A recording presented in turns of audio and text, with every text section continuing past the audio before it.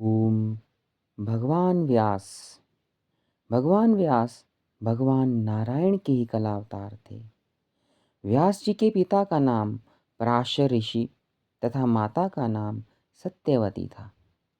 जन्म लेते ही इन्होंने अपने माता पिता से जंगल में जाकर तपस्या करने की इच्छा प्रकट की।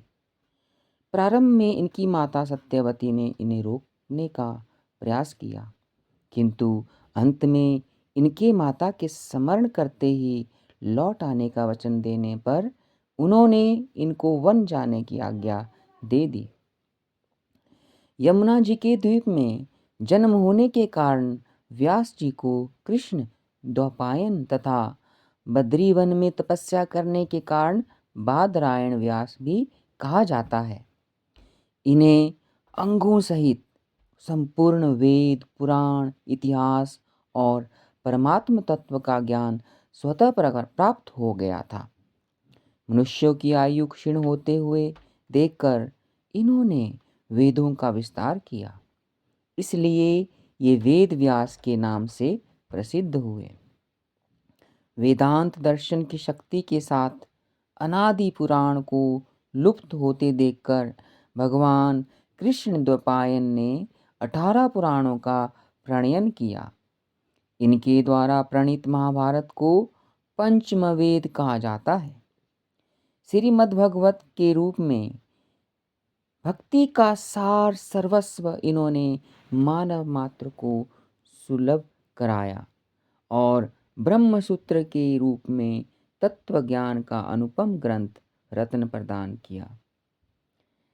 शुद्ध आत्मा व्यास जी विपत्तिग्रस्त पांडवों की समय समय पर पूरी सहायता करते रहे।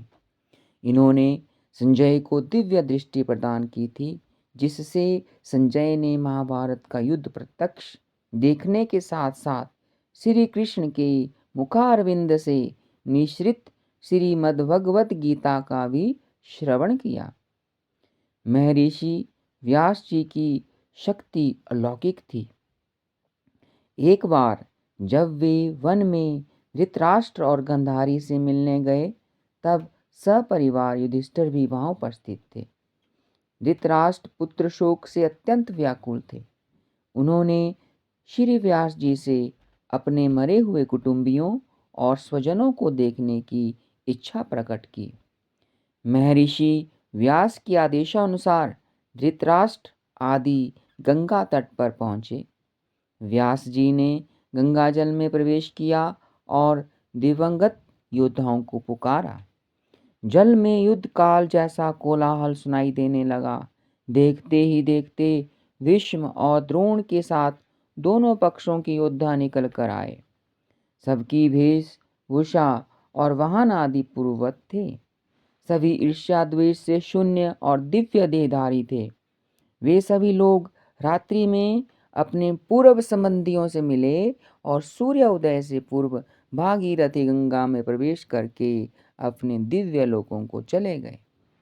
भगवान व्यास के इस चमत्कारिक प्रभाव को देखकर धृतराष्ट्र आदि आश्चर्यचकित रह गए।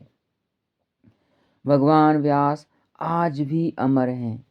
समय समय पर प्रकट होकर ये अधिकारी पुरुषों को अपना दर्शन देकर कृतार्थ किया करते हैं। भगवान आद्य शंकराचार्य और मंडन मिश्र को उनके दर्शन हुए थे।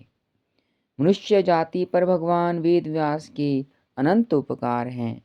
संपूर्ण संसार उनका आभारी है। भगवान वेद व्यास जी के ही नाम से व्यास पूजा गुरु पूर्णिमा के रूप में हर वर्ष मनाई जाती है। ओम श्री व्यासाय नमः।